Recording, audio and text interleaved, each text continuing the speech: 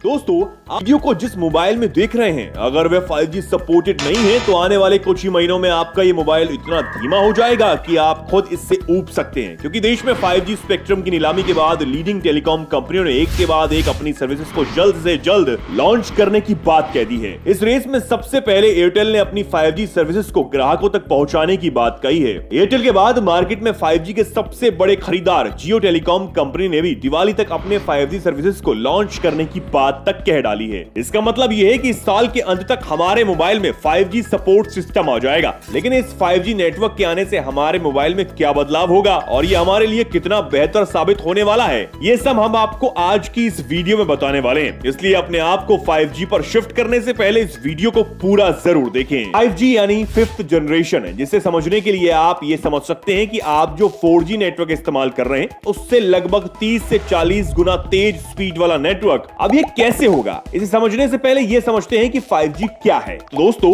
5G technique एक तरह की वायरलेस कनेक्टिविटी है जिसमें इलेक्ट्रोमैग्नेटिक सिस्टम यानी रेडियो वेव का इस्तेमाल होता है। ये मोबाइल नेटवर्क की एक नई टेक्नोलॉजी है और पिछले सभी नेटवर्क जनरेशन के वायरलेस डाटा फील्ड में काफी बड़ा रोल होगा। 5G या 5th generation long term evolution यानी LTE में एक अपग्रेड है। इसमें फास्ट इंटरनेट स्पीड मिलेगी, इसका नेटवर्क भी बढ़िया होगा। अब इसके साइंटिफिक पहलू पर जाएं तो 5G 3 बैंड में काम करता है, लो बैंड, मिड और हाई फ्रीक्वेंसी बैंड स्पेक्ट्रम। अब ये बैंड क्या है तो आपको बता दें कि हाल ही में इन्हीं की नीलामी हुई है। तीनों बैंड के अपने अपने काम और फायदे हैं। लो फ्रीक्वेंसी में 600 megahertz, 700 megahertz, 800 megahertz, 900 megahertz, 1800 megahertz, 2100 megahertz, 2300 megahertz आते हैं, जो लगभग 4G जैसे ही हैं। इसके बाद मीडियम फ्रीक्वेंसी में 3300 मेगाहर्ट्ज की फ्रीक्वेंसी आती है। वहीं हाई फ्रीक्वेंसी में 26 मेगाहर्ट्ज की फ्रीक्वेंसी आती है और सुविधा और कीमत के हिसाब से इन्हीं फ्रीक्वेंसी को बेचा जाएगा। अब वापस से 5G के आम इस्तेमाल पर आए तो ऐसा कहा जा रहा है कि 5G नेटवर्क से न सिर्फ कनेक्टिविटी अच्छी मिलेगी बल्कि एडवांस एंटीना टेक्नोलॉजी की मदद से नई रेडियो फ्रीक्वेंसी पर डेटा ट्रांसफर होने से डेटा ट्रांसमिशन स्पीड में काफी बढ़ोतरी हो जाएगी और नेटवर्क लेटेंसी यानी डिले भी कम होगा। अब आपके दिमाग में सवाल जरूर आया होगा कि नेटवर्क लेटेंसी क्या भला होता है। दरअसल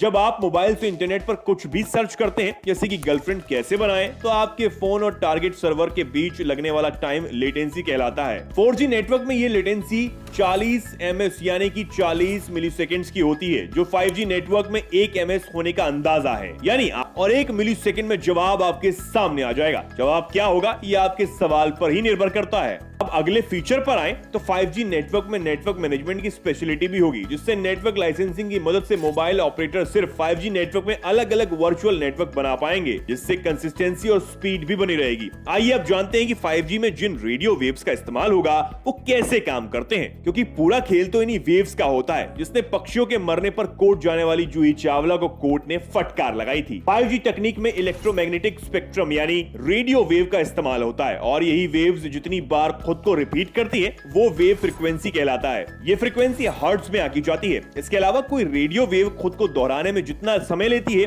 उसे ही उसकी वेव लेंथ कहा जाता है। यहाँ समझने वाली बात यह है कि इंटरनेट की स्पीड वेव की फ्रीक्वेंसी और लेंथ पर ही डिपेंड। फ्रीक्वेंसीज को बढ़ाया जाता है तो उनकी वेव लेंथ कम होने लगती है। ऐसे में वेव्स तेजी से एक से दूसरी जगह पर तो पहुंचती हैं, लेकिन ज्यादा दूरी तक नहीं जा पाती। इसकी वजह यह है कि वेव लेंथ कम होने की वजह से रेडियो तरंगे विभिन्न सतहों पर भेद नहीं पाती हैं। इसके उलट फ्रीक्वेंसी कम और वेवलेंथ ज्यादा होने पर रेडियो वेव कम गति होने पर भी ज्यादा दूरी तय कर सकती है। अब अगर सबसे जरूरी फीचर की बात करें तो आइए जानते हैं कि आखिर 5G इंटरनेट की स्पीड कितनी होगी। तो दोस्तों, 5G टेक्निक से एफिशिएंट नेटवर्क की इंटरनेट स्पीड को लेकर ऐसे दावे किए जा रहे हैं कि 5G पर इंटरनेट स्पीड 4G के मुकाबले 30 से 40 गुना ज्यादा तेज होगी। जैसे कि हम सब जानते हैं कि आने वाला दौर 5G का ही है। ये 4G नेटवर्क के मुकाबले बहुत तेज है। 4G नेटवर्क पर जहां एवरेज इंटरनेट स्पीड 45 Mbps होती है, वहीं 5G नेटवर्क पर यह स्पीड बढ़कर 1000 Mbps तक पहुंच जाएगी। इससे इंटरनेट की दुनिया पूरी तरीके से बदल जाएगी। लेकिन प्रैक्टिकली तौर पर आम जिंदगी में इसका मतलब होगा कि 4G के मुकाबले 10 से 20 गुना ज्यादा तेज डेटा डाउनलोड किया जा सके। जहां 4G नेटवर्क पर एक फिल्म डाउनलोड करने में 10 मिनट या उससे ज्यादा लगते हैं, वहीं 5G नेटवर्क पर उसे डाउनलोड करने में सिर्फ और सिर्फ 20 सेकंड लगेंगे। अब सवाल ये भी उठता है कि आखिर 5G नेटवर्क क्यों चुना जाए और इसके फायदे क्या हैं? तो दोस्तों, 5G मोबाइल सर्विस के शुरू होने के बाद मोबाइल फोन्स की दुनिया ही बदल जाएगी। जैसे कि 5G की स्पीड 4G से कई गुना ज्यादा होगी, तो इसकी सर्विस शुरू होने के बाद ऑटोमेशन का नया दौर शुरू होगा।